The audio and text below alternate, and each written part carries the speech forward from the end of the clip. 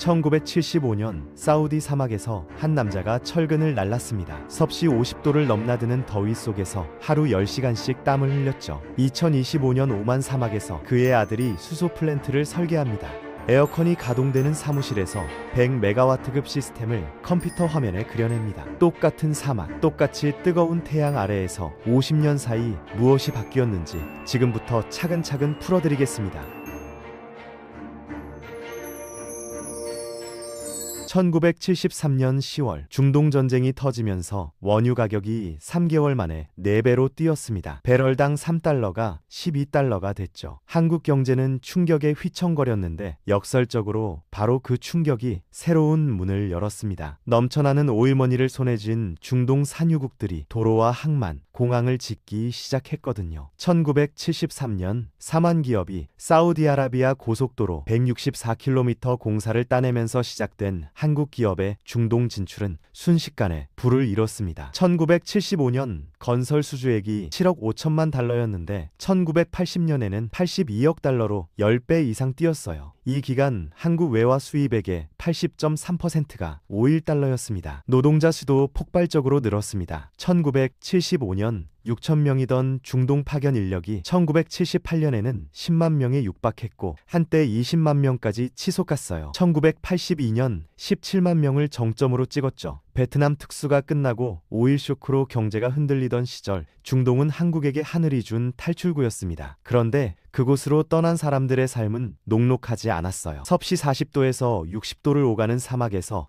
온몸을 가리고 작업해야 했습니다. 수돗물에는 석회 성분이 많아서 마시면 배탈이 나고 담석증을 유발했죠. 오전 6시부터 오후 5시까지 식사 시간 빼고 하루 10시간, 월 2회 휴무로 한 달에 280시간씩 일했습니다. 그런데도 노동자들은 시간의 근무를 마다하지 않았어요. 한 푼이라도 더 벌기 위해서였죠. 쿠웨이트에서 일했던 한 노동자는 1년 동안 시내에 딱 3번 나가봤다고 증언했습니다. 쉬는 날밖에 나가 돈을 쓰느니 부족한 잠을 보충한다고요. 금요, 금주에다 오락거리 하나 없는 건설 현장은 유배지나 다름없었어요. 기숙사는 컨테이너였고 급여는 월 300달러 수준이었습니다. 그런데 당시 국내 임금과 비교하면 3.65배나 높았거든요. 1975년 기준으로요. 가난에서 벗어날 수 있는 거의 유일한 통로였던 겁니다. 부당 노동 행위도 다반사였습니다. 대부분 건설사가 근로자에게 불리한 계약을 체결하고 임금을 상습적으로 체불하고 부실한 식단을 제공했어요. 그럼에도 불구하고 사람들은 계속 중동행 비행기에 몸을 실었습니다. 이유는 명확했죠. 그 돈으로 자녀를 대학에 보낼 수 있었거든요. 1970년대 중반 한국인 건설 노동자 18만 명이 중동 사막에서 도로를 깔고 건물을 올렸습니다. 그들이 송금한 외화가 연간 10억 달러였는데 당시 한국 GDP의 5%에 해당하는 금액이었어요. 한 가정의 생계뿐 아니라 나라 전체 경제를 떠받친 겁니다. 그리고 그 돈은 다음 세대로 흘러들어갔습니다. 중동에서 땀 흘려 번 달러가 자녀의 등록금이 됐고 그 자녀들은 대학에서 공학을 배웠어요. 근육으로 벌어온 돈이 두뇌를 키우는 데 쓰인 거죠. 1980년대 들어서면서 중동 건설 붐은 서서히 퇴조하기 시작합니다. 세계 경기 침체로 산유국들이 원유 감산과 가격 하락을 겪으면서 건설 계획을 축소하거나 폐지했거든요. 공사 대금 지불도 지연됐고 준공한 공사 인수도 미뤄졌어요. 자국 실업 증가를 이유로 외국 근로자 유입을 제한하기 시작했죠. 게다가 중국과 동남아의 저임금 근로자들이 경쟁자로 등장했고 국내 근로자 임금이 급증하면서 해외 취업 매력도 상실됐습니다. 귀국 근로자들이 풍토병으로 건강 문제를 겪으면서 해외 파견을 기피하는 분위기도 퍼졌고요. 중동 건설의 시대는 그렇게 막을 내렸습니다. 하지만 그 시대가 남긴 것이 있었어요. 바로 교육받은 세대였죠. 1975년 사막에서 철근을 나르던 노동자의 자녀들은 1990년대 대학을 졸업하고 엔지니어가 됐습니다. 건설에서 설계로, 실행에서 기획으로 직업의 성격이 바뀌었어요. 아버지는 설계도를 받아 그대로 시공했지만 아들은 설계도를 직접 그렸습니다. 그리고 2025년 그 세대가 다시 중동으로 향합니다. 이번에는 컨테이너 기숙사가 아니라 프로젝트 사무실로, 철근이 아니라 청사진을 들고요. 오만 무스카트에서 남서쪽으로 450km 떨어진 두쿠제 자유특구 인근입니다. 삼성 ENS 엔지니어 120명이 이곳에서 세계 최대 규모 그린 수소 플랜트를 설계하고 있거든요. 2024년 9월 포스코 홀딩스와 삼성 ENS는 유한 책임법인 하이드로젠 두쿰을 설립했습니다. 포스코가 지분 44.8%, 삼성 ENS가 19.2%를 확보했고요. 프랑스 NG와 태국 PTTEP, 한국 동서발전과 한국 남부발전이 함께 컨소시엄을 구성했습니다. 이들은 2023년 6월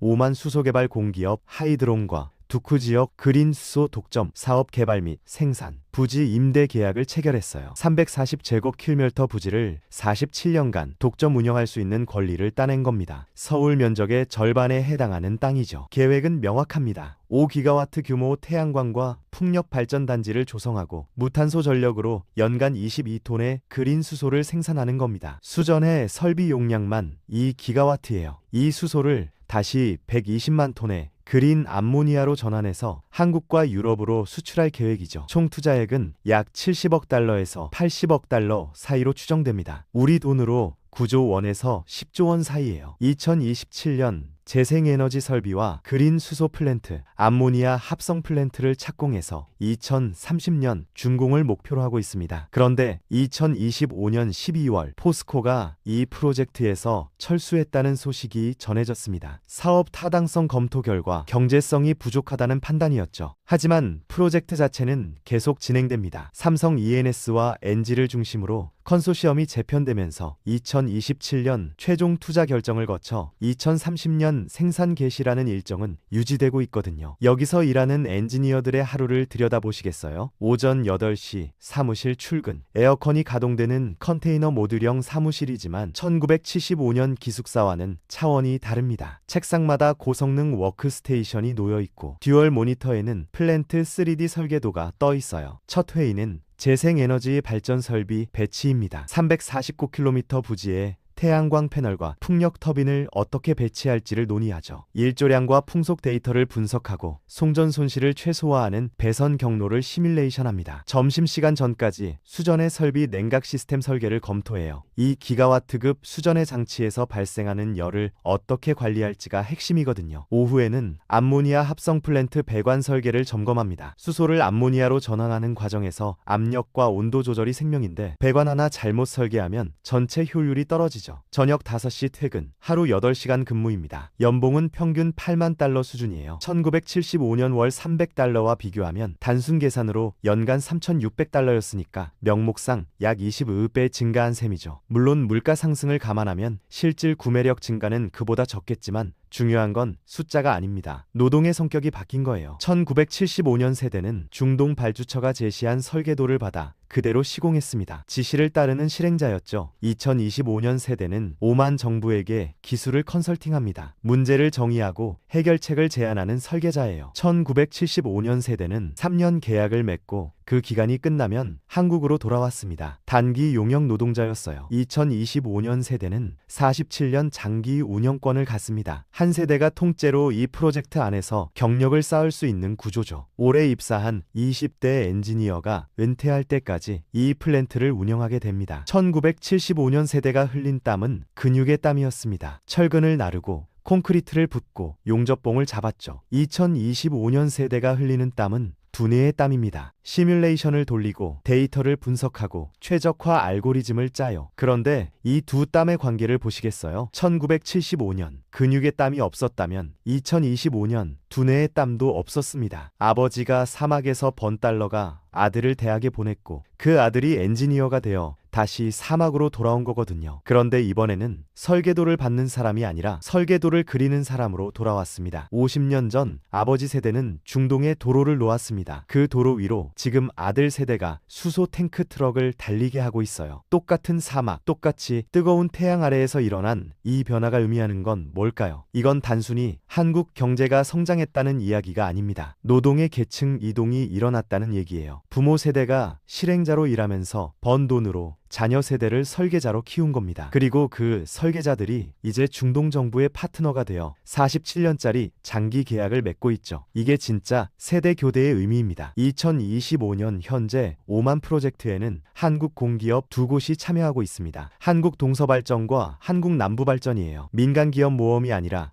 국가 에너지 안보 차원의 판이라는 뜻이죠. 포스코는 철수했지만 삼성 ENS는 계속 남아서 프로젝트를 이끌고 있고요. 그리고 이 프로젝트가 성공하면 연간 22만 톤의 그린 수소가 한국으로 들어옵니다. 2030년부터예요. 1970년대 우리는 중동에서 원유를 사왔습니다. 2030년대 우리는 중동에서 수소를 사올 겁니다. 똑같이 에너지를 수입하지만 의미가 완전히 다릅니다. 원유는 중동 땅에서 나오는 자원이었지만 수소는 한국 기술로 만들어내는 에너지거든요. 중동이 가진 건 태양과 바람뿐이에요. 그걸 수소로 바꾸는 기술은 한국이 제공하는 겁니다. 사막에 두 개의 발자국이 남았습니다. 하나는 1975년 장화 자국입니다. 철근을 나르고 콘크리트를 붓고 건물을 올리던 노동자의 발자국이죠. 다른 하나는 2025년 청사진입니다. 수소 플랜트를 설계하고 시스템을 통합하고 47년 운영 계획을 짜는 엔지니어의 작업물이에요. 이 두 발자국은 따로 떨어져 있지 않습니다. 하나가 다른 하나를 만들었거든요. 장화 자국이 청사진의 토대가 됐고 청사진이